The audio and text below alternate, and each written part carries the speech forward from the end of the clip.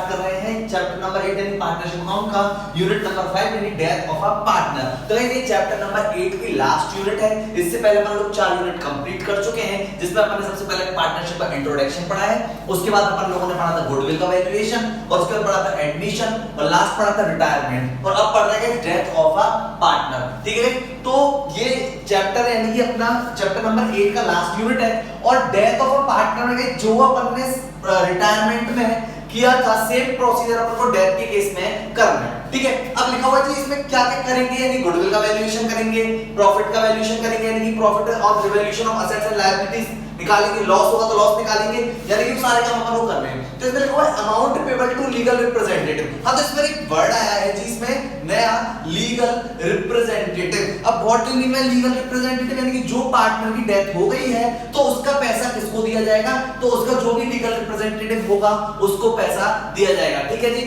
अब उसका बेटा हो सकता है, उसकी बेटी हो सकती है, उसकी वाइफ हो सकती है, जो भी लीगल रिप्रेजेंटेटिव होगा उसको दिया जाएगा। तो लिखा हुआ है amount payable to legal representative of death of partner, यानी जिस पार्टनर की डेथ हो जाएगी उसके लीगल रिप्रेजेंटेटिव को पे किया जाएगा।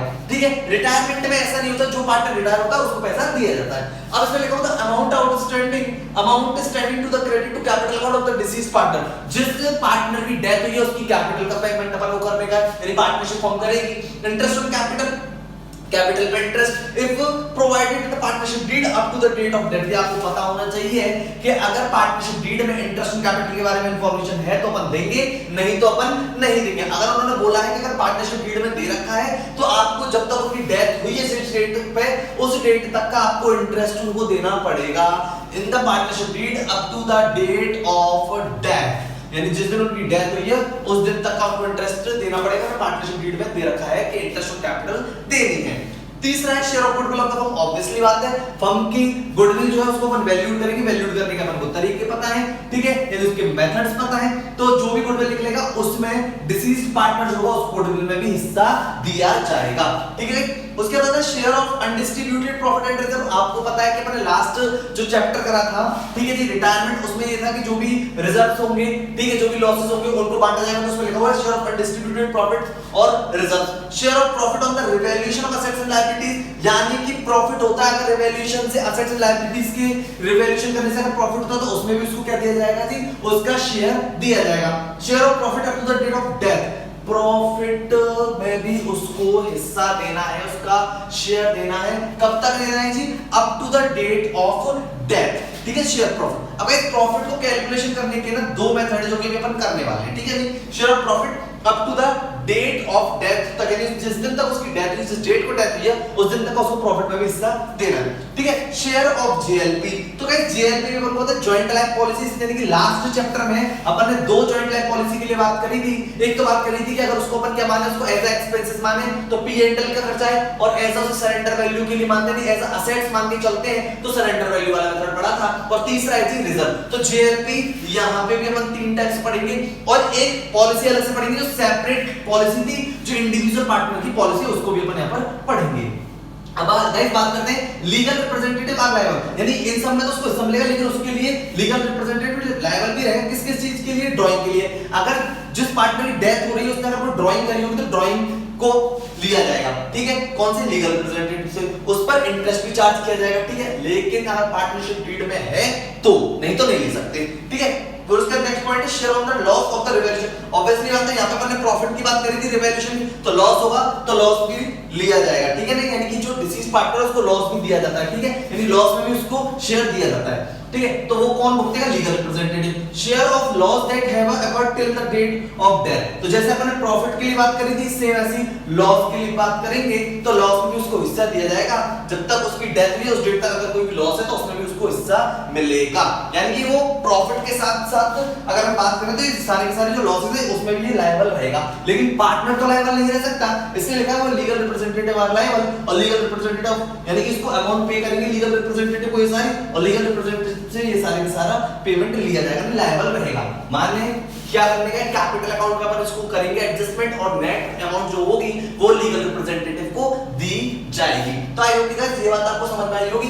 तो ये थे दोनों पॉइंट आपको अच्छे से समझ में आए, सारे के सारे मैंने रिटायरमेंट के चैप्टर में पढ़ लिए थे, ठीक है। अब अपन को प्रॉफिट कैलकुलेट करना है कि up to the date of death में मैंने बताया ना कि 2 पॉइंट लिखे मैंने, दो तरीके से ये कैलकुलेट होता है, एक होता है जी टाइम बेसिस से और एक होता है टर्नओवर बेसिस से, ठीक है। तो गाइस उसको अपन समझने की कोशिश करते हैं, ठीक है। उसके बाद फिर अपन जेएलपी समझेंगे, जिसमें कि अपन ने लास्ट चैप्टर में यानी लास्ट चैप्टर यूनिट के अंदर यानी यूनिट नंबर 4 में रिटायरमेंट ऑफ पार्टनर में 2 पढ़े थे। एक तो पढ़ा था जी अपन उसको अगर क्या माने एक्सपेंसेस मानो और उसको असेट्स मानते हैं जी, ठीक है। अब अपन बात कर लेते हैं पहले प्रॉफिट। तो प्रॉफिट को कैलकुलेट करने के तरीके जरा ध्यान से समझना। पहला पॉइंट जो है प्रॉफिट को कैलकुलेट करने का वो होता है जी सबसे पहले टाइम बेसिस से, ठीक है। कौन से बेसिस से जी, टाइम बेसिस। अब टाइम बेसिस का मतलब जरा समझने की कोशिश करते हैं। मान के चलते हैं एक 17-18 लास्ट ईयर मान के चलते हैं, एग्जांपल ले रहे हैं, उसमें आपको समझ में आएगा। यानी कि 17-18 था, उसमें जो प्रॉफिट हुआ था वो हुआ था जी 1 लाख का। कितने का हुआ था जी प्रॉफिट? 1 लाख का। अब अपना जो 18-19 जो सेशन है, कौन सा सेशन है जी 18-19, इस सेशन में पार्टनर की डेथ हुई थी, यानी कि एक ए पार्टनर था, एक बी पार्टनर था और एक सी पार्टनर था, बी की डेथ हो गई। अब जरा ध्यान समझने की कोशिश करते हैं, इनका जो रेशियो है, अगर मान के चलो नहीं दे रखा है रेशियो तो अपन को पता है कि ऑल पार्टनर्स आर इक्वल, ठीक है। तो मान के चलते रेशियो है ही नहीं है तो अपन ने मान लिया 1:1:1। अब 18 और 19 की जो सेशन था इसमें मान के चल लेते हैं कि वो जो डेथ हुई है उसकी हो गई है जी सितंबर, यानी 30 सितंबर को डेथ हो गई है जी बी की, ठीक है जी। अब इसमें बी की डेथ हो गई थी 30 सितंबर को। अब हुआ क्या है, टाइम बेसिस की बात करें तो हमें पता है कि कब अप्रैल से स्टार्ट हुआ सेशन, अप्रैल, मई, जून, जुलाई, अगस्त और सितंबर। अगर मैं बात करूं तो कितने मंथ हो गए जी 6 मंथ, मतलब वो 30 सितंबर तक तो पार्टनरशिप में था ना, 30 सितंबर को तो उसकी डेथ हुई थी, 6 मंथ तो पार्टनरशिप में रहा है इस सेशन में 18-19 में। तो हम क्या करेंगे, टाइम बेसिस से करेंगे। तो ये जो 1 लाख का प्रॉफिट था प्रीवियस ईयर का, यानी इसको अपन बोल सकते हैं प्रीवियस ईयर और इसको अपन बोल सकते हैं current year as a question के लिए, एग्जांपल के लिए, ठीक है। Previous year current year. अब प्रीवियस ईयर का जो प्रॉफिट है 1 लाख, उसका पहले अपन निकालेंगे 6 मंथ का प्रॉफिट, ठीक है जी। 6 मंथ प्रॉफिट, यहाँ पे अभी मैं आपको एंट्री भी एक समझाने वाला हूँ। 6 मंथ प्रॉफिट, ठीक है। तो 6 मंथ का जो प्रॉफिट है वो अपन ने निकाला जी 1 लाख इनटू 6/12 करके निकाला, तो ये आ गया जी अपना 50,000, ठीक है। 6 मंथ का अपना कितना आ गया जी 50,000 का प्रॉफिट हो गया। अब उसमें अपन बात कर लेते हैं 20 प्रॉफिट के बारे में, ठीक है जी। 20 का प्रॉफिट कितना होगा उसको जरा समझने की कोशिश कर लेते हैं। तो 20 का जो प्रॉफिट होगा 50,000 तो 6 मंथ का अपन ने पहले टोटल फॉर्म का प्रॉफिट निकाला है 6 मंथ का, और उसमें बी का जो हिस्सा रहेगा 1/3 रहेगा। आई बात समझ में गई, कितना रहेगा 1/3। तो इसको अपन कैलकुलेट कर लेते हैं कि 50,000 डिवाइडेड बाय 3 करेंगे तो ये आएगा 16,667, अपन इसको राउंडेड ऑफ कर लेते हैं। तो 16,667 रुपए का प्रॉफिट दिया जाएगा। दोबारा से बताते हैं टाइम बेसिस से चल लेते हैं। एक एग्जांपल लिया तो एबीसी थे, रेशियो लिख के रखा था, अपन ने मान ली बराबर होते हैं 1:1:1 में। बी की डेथ होती है 17-18 प्रीवियस ईयर का प्रॉफिट दे रखा है, 18-19 यानी करंट ईयर जो हमने माना एग्जांपल में, उसमें 30 सितंबर को बी की डेथ हो जाती है। बी की डेथ होती है तो यानी कि इस सेशन में कितने महीने तक तो बी यानी बी रहा था, अप्रैल, मई, जून, जुलाई, अगस्त, सितंबर, यानी 6 महीने, 30 सितंबर तक का हमें प्रॉफिट पहले कैलकुलेट करना है फर्म का, और उसके बाद हम बी का प्रॉफिट इसमें कैलकुलेट करेंगे। तो हमने क्या करा, प्रीवियस ईयर यानी टाइम बेसिस से 1 लाख पिछले साल का प्रॉफिट था, मानिए बात करें 17-18 में 12 मंथ का प्रॉफिट था, तो 12 मंथ में अपन ने 6 मंथ का प्रॉफिट निकाला फर्म का पहले 50,000, और उससे 50,000 में बी का प्रॉफिट निकाला 1/3, तो यह है 16,667, ठीक है। तो ये अपन ने बी का प्रॉफिट कैलकुलेट करा टाइम बेसिस से। अब इसकी गाइस एक एंट्री पोस्ट होती है, जरा ध्यान से समझना कि एंट्री क्या पोस्ट होगी। एंट्री होगी जी P&L सस्पेंस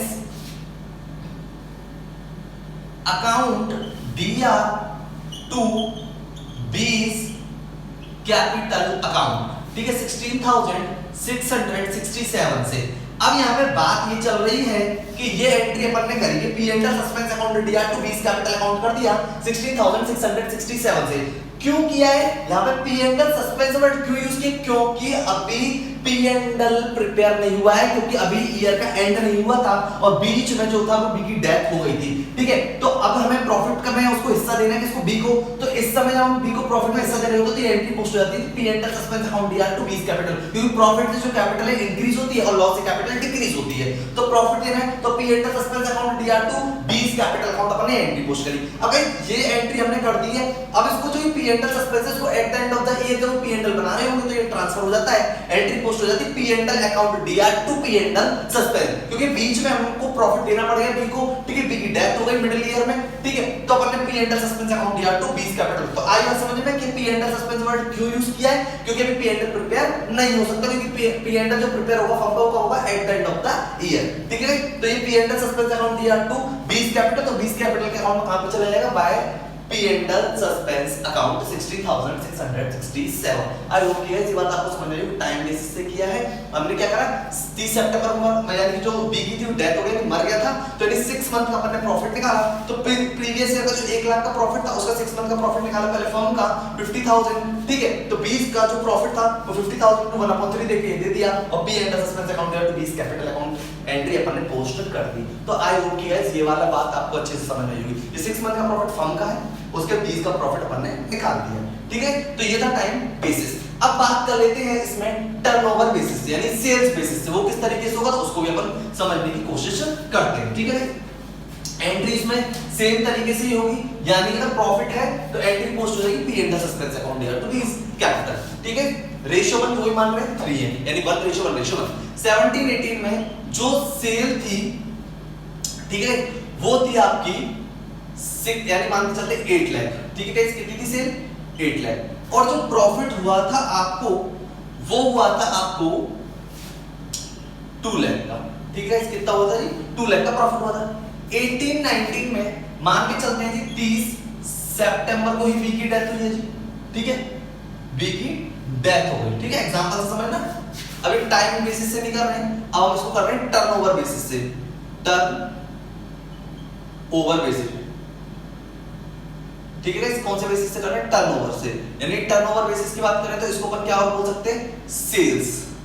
ठीक है, टर्नओवर या सेल्स बेसिस, यानी 17-18 में सेल थी 8 लाख की और प्रॉफिट हुआ था 2 लाख का। 18-19 में 30 सितंबर को बी की डेथ हो गई, तो उस टाइम तक अपन लोग सेल्स कितनी कर चुके थे, यानी फर्म कितनी सेल कर चुकी थी उसकी बात हम कर लेते हैं जी। फर्म कर चुकी थी आपकी 3 लाख की सेल। कितनी है, 3 लाख की सेल कर चुकी थी 30 सितंबर तक। बी की डेथ हुई तब तक सेल ने, फर्म ने जो सेल करी है वो 3 लाख करेंगे। ठीक है, अब अपन इसको कौन से बेसिस से करें, टर्नओवर और सेल्स बेसिस से। अब गाइस अपन क्या कर रहे हैं कि पहले प्रीवियस ईयर का प्रॉफिट जो था वो था 2 लाख था, कितनी सेल्स में दे रखा था जी 8 लाख की सेल पे। इस बार आपने 30 सितंबर तक कितनी सेल करी है, 3 लाख सेल करी है, तो अपन को 30 सितंबर तक प्रॉफिट कैलकुलेट करना है। ठीक है, तो अपन ने यहाँ पे प्रॉफिट कैलकुलेट कर लिया है जी। 30 सितंबर तक का सेल्स बेसिस पे प्रॉफिट कैलकुलेट कर रहे हैं, टर्नओवर बेसिस पे। यानी 2 लाख जो था वो गाइस कितनी सेल पे था, 8 लाख पे, और अपन ने कितनी सेल कर चुके इस बार 3 लाख की।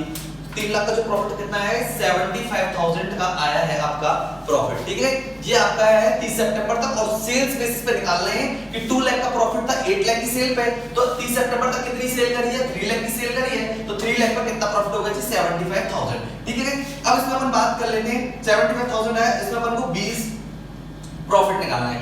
तो अगर हम जब 20 प्रॉफिट निकालेंगे तो 75,000 इनटू 1/3 कराएंगे तो 25,000 प्रॉफिट आएगा बी का। यानी 75,000 का प्रॉफिट निकाला, 3 लाख तक की सेल हुई थी 30 सितंबर तक, उस 3 लाख की सेल 75,000 का प्रॉफिट बनता था फर्म का, उसमें जो बी का प्रॉफिट है वो 1/3 करके 25,000 अपन निकाल लिया।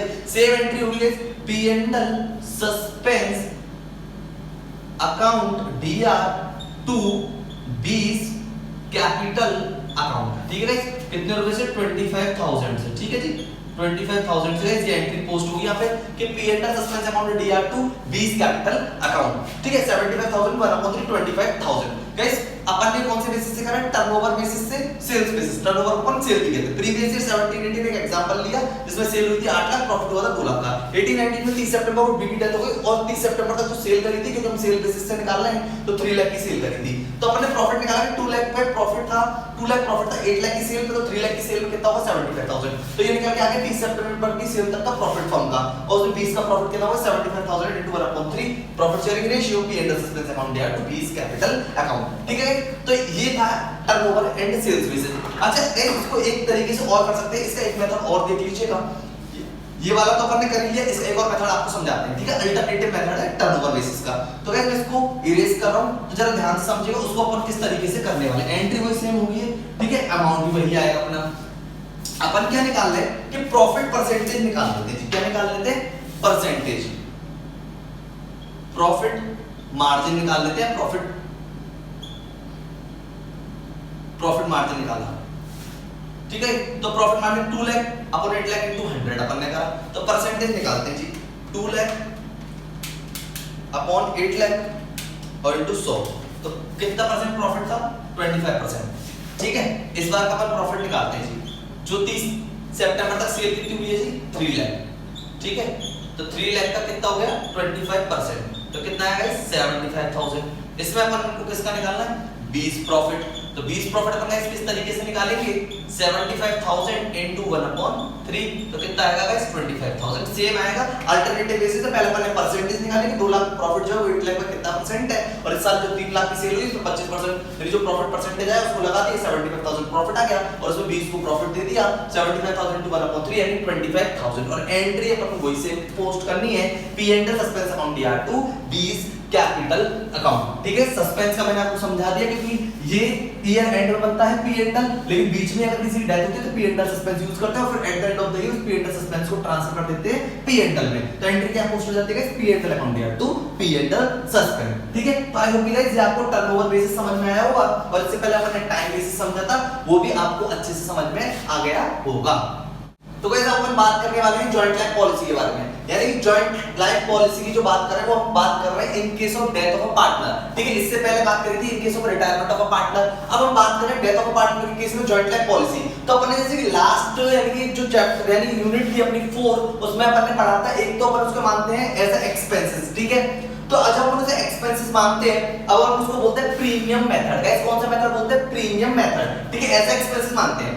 अब गाइस इसमें एक मेन आपको बात याद रखनी है कि रिटायरमेंट के केस में तो क्या होता है कि अगर हमने कोई भी पॉलिसी को अपन क्या करते हैं? सरेंडर करते हैं, या तो मैच्योरिटी डेट पे पूरा का पूरा पैसा मिलेगा, उससे पहले अगर आपको पैसा चाहिए तो सरेंडर होती है। लेकिन डेथ के केस में क्या होता है?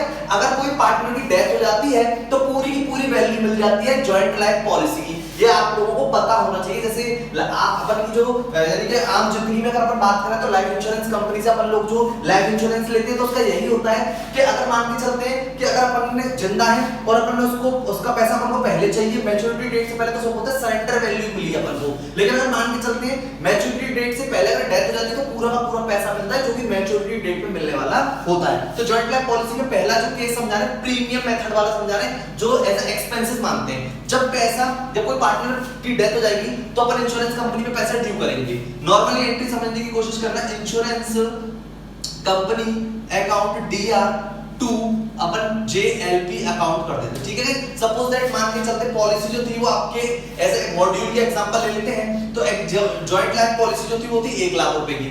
ठीक है, ये मान लीजिए पहला, यानी कि अपन ने joint life policy account DR2 यानी insurance company account DR2 JLP, ये अपन ने इंश्योरेंस कंपनी को अपना डेटर बनाया। फिर पैसा आया, अपन ने एंट्री पोस्ट करी है जी bank account DR2 insurance company. ठीक है, ये अपन ने ऑलरेडी पहले मैं आपको समझा चुका हूं। इंश्योरेंस कंपनी अकाउंट कितने रुपए से जी? 1 लाख से।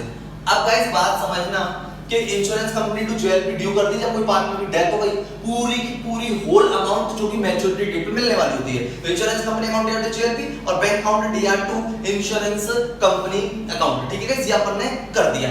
अब इन दोनों की जगह पे अपन एक एंट्री पोस्ट कर सकते हैं कि bank account DR2 JLP account. ठीक है गाइस, कितने रुपए से? 1 लाख रुपए से। आई होप कि ये बात आपको समझ में आ रही होगी। 1 लाख रुपए से अपन इसको कर सकते हैं। ठीक है, तो bank account DR2 insurance company और इंश्योरेंस टू JLP, तो इंश्योरेंस यहाँ पर DR हो या CR हो, अल्टीमेटली एंट्री करी बैंक अकाउंट DR2 JLP। उसके बाद JLP को डिस्ट्रीब्यूट करेंगे, तो JLP ठीक है, यानी joint life policy account DR to partners capital. अब पार्टनर्स कैपिटल मान के चल लेते हैं कि ए है, एक बी है और एक सी है। ये है जी 5:4:1 में। आएगा समझ गए कितने रेशियो? 5:4:1 में। और इसमें सी की डेथ हो जाती है, ठीक है, क्या हो जाती है? सी की डेथ। तो अपन क्या करेंगे, इसको एंट्री पोस्ट करेंगे जेएलपी अकाउंट डीआर यानी बन रहा है to A's capital account, to B's capital account और टू सीज कैपिटल अकाउंट। ठीक है, 5:4:1 5 और 4 9 और 10 डिवाइड देंगे तो 50,000 40,000 और 10,000। आई होप गाइस ये बात आपको समझ में आई होगी। ऐसा अपन ने एक्सपेंसेस माना था, ठीक है, उसको अपन क्या मानते थे? ऐसे एक्सपेंसेस पी&एल से चार्ज करते थे, ठीक है। अब किसी पार्टनर की डेथ हो गई तो पूरा का पूरा होल अमाउंट अपन को मिलेगा, मैच्योरिटी डेट वाला अमाउंट पूरा मिल जाता है। अपन bank account DR to joint life policy, यानी कि डेथ के केस में जो पॉलिसी होती है उसका होल अमाउंट अपन को रिसीव होता है, यानी फर्म को रिसीव होता है। तो bank account DR to JLP account और JLP account DR to A to B to C capital, partners capital बढ़ते ऑल पार्टनर्स कैपिटल, ठीक है ना। तो इसमें A capital, B capital account और टू सी कैपिटल, तो 50,000 40,000 और 10,000। तो आई होप गाइस ये बात आपको समझ में आई होगी कि ये पहला केस जो अपन ने पढ़ा था वो था, अगर अपन उसको कौन सा मेथड मानते हैं? Premium method. में लिख देता हूं यहां पे कौन सा मेथड माना था अपन ने? ये वाला पहला वाला प्रीमियम मेथड। प्रीमियम मेथड का मतलब होता है कि अपन उसे ऐसा एक्सपेंसेस मानते हैं, ठीक है। प्रीमियम मेथड था ऐसा एक्सपेंसेस, ठीक है। अब अपन दूसरी बात करते हैं, सरेंडर वैल्यू वाली बात कर लेते हैं जी, ठीक है जी। तो सरेंडर वैल्यू वाली बात करते हैं, जैसे कि अपन ने लास्ट यानी यूनिट नंबर 4 में पढ़ा था सरेंडर वैल्यू वाला, सेम उसी तरीके से अपन यहां पर पढ़ने वाले हैं, ठीक है। तो insurance company account DR to JLP और bank account DR to insurance company, यानी यही सेम एंट्री पोस्ट होगी, लेकिन आप जरा समझने की कोशिश करना। इसको अपन पढ़ रहे हैं surrender value method, surrender value method, ठीक है। ये वाला अपन पढ़ रहे हैं सरेंडर वैल्यू मेथड। तो 1 लाख रुपए की थी, यानी कि अब बात कर लेते हैं जो हमारी सरेंडर वैल्यू मेथड से पढ़ रहे हैं, हमारी जो surrender value already balance sheet में जो दे रखी थी, सरेंडर वैल्यू जो ऑलरेडी अपन की बैलेंस शीट में थी वो थी, मान के चलते थी 20,000 की। गाइस कितने की थी? 20,000 की surrender value already balance sheet में शो हो रही थी असेट साइड। तो गाइस पहले इंश्योरेंस कोई पार्टनर की डेथ यानी सी की, तो insurance company account DR to JLP अपन को 1 लाख रुपए की पॉलिसी, तो 1 लाख रुपए अपन को मिल गया। फिर bank account DR to insurance company, ये ड्यू करने की रिसीव करने की, इन दोनों की जगह पे अपन ने एंट्री पोस्ट करी bank account DR to JLP account 1 lakh. अब गाइस बात यहां पे ये चल रही है कि जेएलपी जो है वो 1 लाख बटेगी या नहीं, तो यहां पर 1 लाख रुपए की जेएलपी नहीं बट सकती। यहां पे जो जेएलपी बटेगी वो बटेगी जी 80,000 की, क्योंकि जो surrender value 20,000 already balance sheet में दे रखी है उसको अपन को खत्म करना होता है, क्योंकि ठीक है। तो जेएलपी जो अपन को असेट साइड दे रखी है उसको जो अपन क्लोज करेंगे, उसको खत्म करेंगे, तो एंट्री पोस्ट होगी A's capital account, B's capital account, C's capital account DR to JLP, क्योंकि अपन को बंद करनी है जैसे गुडविल बंद करते हैं, ठीक है। तो अपन क्या करें, 1 लाख रुपए की तो एक सीआर हुई है, 20,000 रुपए की अपनी जो डीआर होती है उसको अपन खत्म करते हैं। तो अल्टीमेटली जो एंट्री पोस्ट होती है वो 80,000 से होती है, यानी JLP account DR 80,000 to A's capital account, to B's capital account और टू सीज कैपिटल अकाउंट। तो गाइस ये एंट्री पोस्ट होती है। 80,000 को अपन बांटेंगे 5:4:1 में। तो गाइस किस तरीके से बांटेंगे जी? 80,000, ठीक है, डिवाइडेड बाय 10, तो 8 5 जा 40,000, 8 4 32,000 और 8 1 जा 8,000, यानी कि एंट्री पोस्ट होगी 40 32 और 8। अगर आपको ये एंट्री से समझ में नहीं आ रही, यानी जेएलपी आपने 80,000 क्यों बांटा? क्योंकि सरेंडर वैल्यू ऑलरेडी अपन को बैलेंस शीट में कितने की दे रखी थी गाइस? 20,000 की दे रखी थी। अच्छा, अब इसको अगर बंद करें तो क्या एंट्री पोस्ट करते हैं, जरा उसको भी देख लो जी। A's capital account DR, B's capital account DR, C's capital account DR to JLP. Surrender value थी, इसको बंद करना है तो अपन इसको डिस्ट्रीब्यूट कर लेते जी, ठीक है। तो डिस्ट्रीब्यूट करते हैं 20,000, इसको अपन को बंद करना है, तो 20,000 में अपन डिवाइड करते हैं 10 का, ठीक है। 2 5 जा 10, 2 4 जा 8 और 2 1 जा 2, तो ये एंट्री होती, ठीक है। उसके बाद फिर अपन 1 लाख रुपए की एंट्री करते हैं, यानी जेएलपी अकाउंट है 1 lakh, to A's capital, to B's capital, to C's capital 50,000, 40,000 और 10,000, ठीक है। तो वो एंट्री करनी, तो उसको अपन ने क्या करा, जो 1 लाख था उसमें से 20,000 हैंड लेस कराया सरेंडर वैल्यू का, और जो रिमेनिंग अमाउंट बचा है उसको अपन ने बांट लिया। तो JLP account DR to A's capital, to B's capital, to C's capital, ये डायरेक्ट एंट्री कर दी। ये नहीं करते तो पहले अपन को 20,000 की बंद करने की एंट्री करनी पड़ती और फिर 1 लाख रुपए की एंट्री करनी पड़ती। अल्टीमेटली कितने का डिफरेंस आता है? 80,000 का। तो वो 80,000 के अपन ने यहां पर एंट्री पोस्ट कर दिए। तो गाइस आई होप कि ये बात आपको अच्छे से समझ में आ गई होगी, ठीक है। अब नेक्स्ट बात कर लेते हैं, तो ये तो था सरेंडर वैल्यू मेथड। अब हम बात कर लेते हैं रिजर्व मेथड के बारे में, ठीक है गाइस। किसके बारे में? रिजर्व मेथड के बारे में, कि अगर हम जितनी सरेंडर वैल्यू होती है ना जी, उतने के बराबर अपन लोग रिजर्व क्रिएट करके चलते हैं, तो उसे अपन रिजर्व मेथड बोलते हैं। तो उसको समझ लीजिएगा, उसको अपन ने यानी कि रिटायरमेंट वाले केस में नहीं समझाया था, तो उसको अपन यहाँ पे समझने की कोशिश करते हैं, ठीक है जी। तो रिजर्व मेथड समझते जी,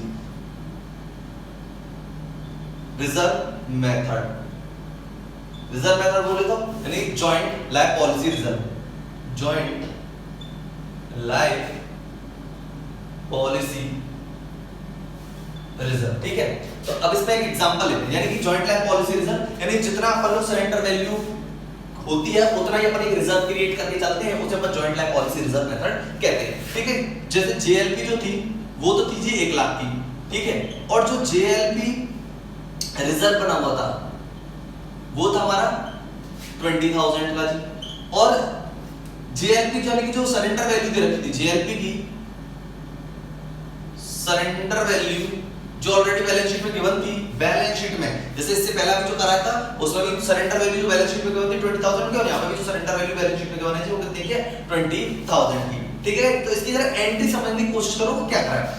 मेथड क्या है? यानी कि जितना भी सरेंडर वैल्यू होती है उतने के बराबर में एक रिजर्व क्रिएट करके चलते हैं, जिसका नाम था joint life policy reserve. Entry देखिए, तो अपन ने एंट्री पोस्ट करी पहले bank account DR to joint life policy account, पूरी की पूरी होल अमाउंट आएगी, क्योंकि यहाँ पर किसकी डेथ हो गई है? सी की, किसकी डेथ हो गई? सी, यानी कि एक तो ए है, एक बी है और एक सी, जैसा अपन ने कहा था 5:4:1, सी की डेथ हो गई है जी अपनी। तो सी की डेथ जो हुई है, अब उसको जरा समझने की कोशिश करना कि बैंक अकाउंट या टू जेएलपी अकाउंट क्या है। सबसे पहले तो ये करा सरेंडर वैल्यू लेस होके आ जाएगी, तो अपनी एंट्री पोस्ट हो जाएगी यहाँ पे JLP account DR to A's capital account to B's capital account और टू सीज कैपिटल अकाउंट, ठीक है गाइस। तो ये अपन ने करा, यानी कि 80,000 अपन इसको डिस्ट्रीब्यूट करेंगे 5:4:1 में, तो 10 5 और 4 9 और 10 डिवाइड करेंगे तो 8 5 जा 40, ठीक है, 8 4 जा 32 और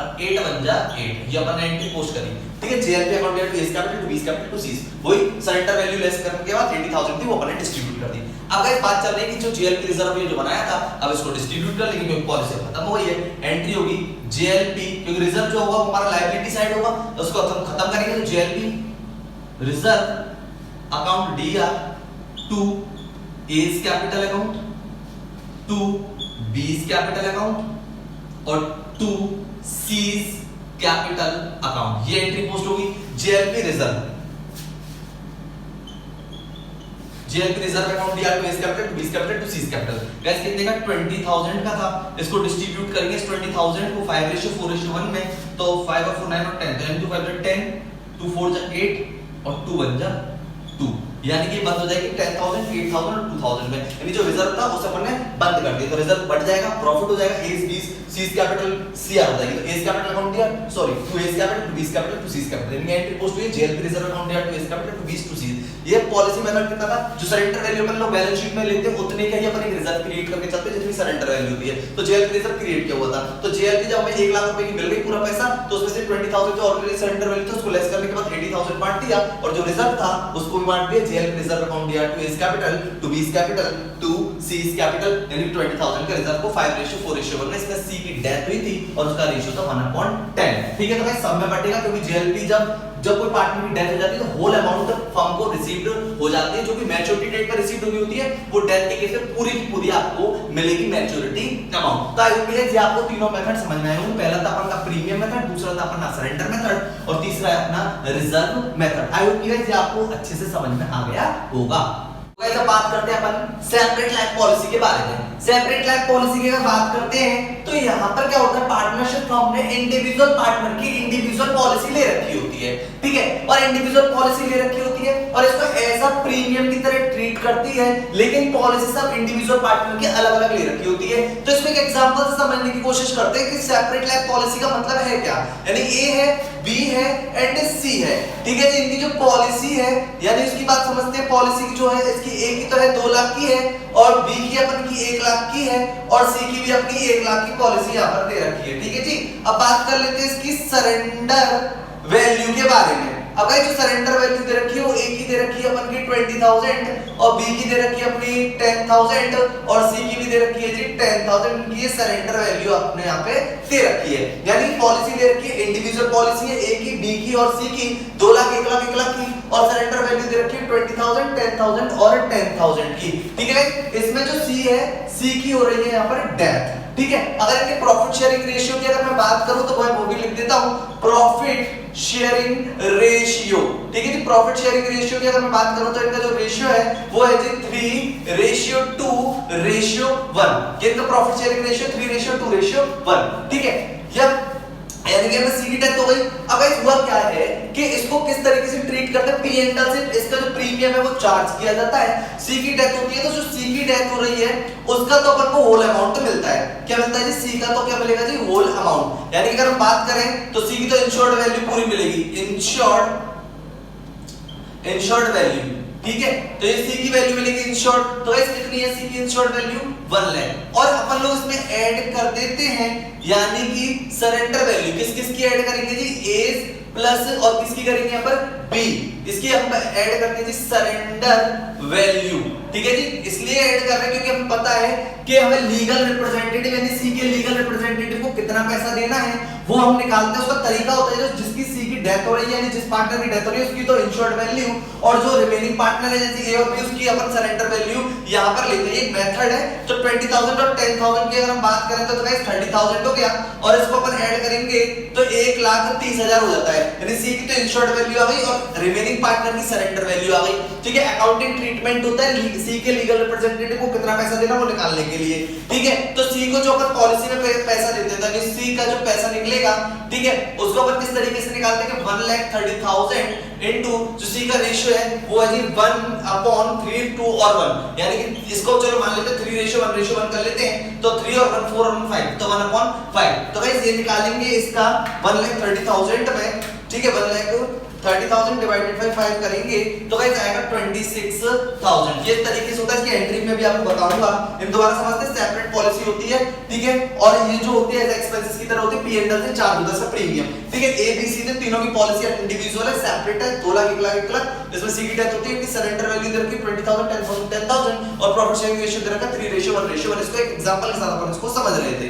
ठीक है जी, तो सी की तो इंश्योर्ड वैल्यू ले ली है जी 1 लाख, और ए प्लस बी की जो है सरेंडर वैल्यू लेते हैं, यानी रिमेनिंग पार्टनर की सरेंडर वैल्यू ले ली अपन ने 30,000, और अपन का टोटल आ गया 1,30,000, और सी को उसमें हिस्सा दिया जाता है 1,30,000 का 1/5, यानी कितना 26,000 सी के लीगल रिप्रेजेंटेटिव यानी सी के एग्जीक्यूटर को दिया जाएगा। तो आई होप कि ये बात आपको समझ में आई होगी। अब गाइस इसकी तरह एंट्री की अगर मैं बात करूं तो किस तरीके से इसकी एंट्री करेंगे, तो ये तो ऐसा फॉर्मूले की तरह कर दिया कि सी की तो इंश्योरेंस वैल्यू, आपको ये बात पता होनी चाहिए जिस पार्टनर की डेथ होगी उसकी होल अमाउंट अपन को मिलेगी, मैच्योरिटी अमाउंट मिलेगी 1 लाख, तो 1 लाख लेगी, और जो रिमेनिंग पार्टनर है जो भी जिनकी डेथ नहीं हुई उनकी सरेंडर वैल्यू है लेके ऐड किया 1,30,000, और सी की जो टोटल हिस्सा है वो निकाला 1/5, जो उसका शेयर प्रॉफिटिंग रेशियो है उसका हिसाब से जो निकल रही है वो 26,000 निकल रही है। अब गाइस इसको जरा एंट्री से अपन समझने की यहां पर कोशिश करते हैं। ठीक है, तो जरा समझिएगा कि किस तरीके से अपन इसको कर सकते हैं। तो पहले पैसे मंगाने की एंट्री पोस्ट करते हैं। एंट्री पोस्ट हो रही है, जरा ध्यान से समझना, बैंक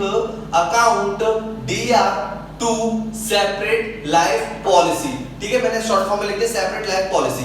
ठीक, अकाउंट तो DR यानी कि कितने की थी, 1 लाख रुपए की, तो अपन एंट्री पोस्ट कर दी थी 1 लाख। ठीक है, इसको अपन बोलते हैं bank account DR to separate life policy of deceased partner. Deceased partner बोले तो सी। एंट्री अगर आपको फेक अगर जैसे एंट्री होती है जो कि मॉड्यूल में दी हुई है, और उसका अगर बात करें तो bank account DR to separate life policy of deceased partner, तो ऑब्वियसली यही है bank account DR to separate life policy है सी की। ठीक है, उसके बाद अपन क्या कर रहे हैं, जो सेपरेट लाइफ पॉलिसी है इसकी तो 1 लाख हो गई, और सरेंडर वैल्यू होती है रिमेनिंग पार्टनर की। तो यहां पर अपन लोग बात कर रहे हैं, जरा उसको समझने की कोशिश करते हैं। Bank account DR to separate life policy अपन ने ये एंट्री में पोस्ट कर दी, तो आई होप की बात आपको समझ में आई होगी।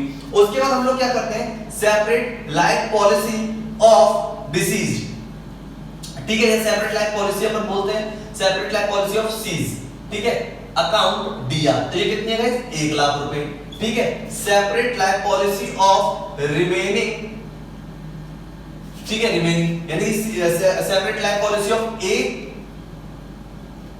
अकाउंट DR और separate life policy of B account DR, यानी कि आप इसको बोले separate life policy of C's यानी डिसीज पार्टनर अकाउंट डीआर और separate life policy of remaining partner account DR. तो रिमेनिंग यानी कि सेपरेट लाइफ पॉलिसी ए और बी के हो गए, तो कितना कितना आता है इसकी सरेंडर वैल्यू आ रही थी, इसकी तो आ रही थी अपन की 20000 ए की और बी की आ रही थी गाइस 10000, ठीक है, ये अपन ने करा और इसको अपन बांटते हैं टू एज कैपिटल अकाउंट, ठीक है जी, टू बीज कैपिटल अकाउंट और टू सीज कैपिटल अकाउंट। इस तरीके से ये एंट्री पोस्ट होती है जिसकी टू सीज कैपिटल अकाउंट, ठीक है, यानी कि अपन को 1,30,000 को डिस्ट्रीब्यूट करना है पार्टनर्स के बीच में, कौन से रेशियो में, 3:2:1 में, यानी 1,30,000 डिवाइडेड बाय 5 1,30,000 डिवाइडेड बाय 5, तो ठीक है जी, इनटू अगर अपन करेंगे तो 3, तो यानी इसका आ रहा है 78,000, इसका आएगा गाइस 26,000 और इसका आएगा गाइस 26,000, क्योंकि कौन से रेशियो में थे, 3:1:1 में। तो गाइस दोबारा समझाते हैं,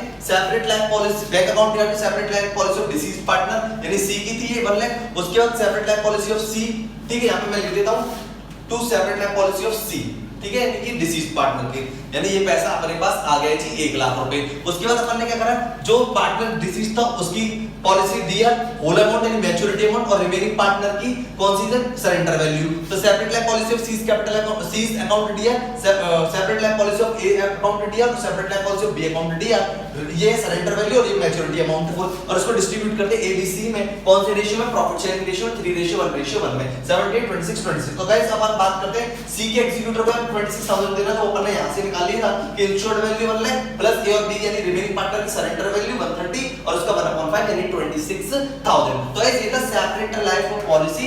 आई होप कि ये आपको अच्छे से समझ में आई होगी। इसमें कुछ नहीं था, जो पार्टनर की डेथ होती है उसका होल अमाउंट मिल जाता है और उसके साथ अपन को जो remaining partner surrender value add करके ऑल कैपिटल्स अकाउंट में डिस्ट्रीब्यूट करना है, ऑल पार्टनर्स कैपिटल अकाउंट में डिस्ट्रीब्यूट करना है प्रॉफिट शेयरिंग रेशियो में। तो आई होप कि ये आपको अच्छे से समझ में आया। तो ये था सेपरेट लाइफ पॉलिसी।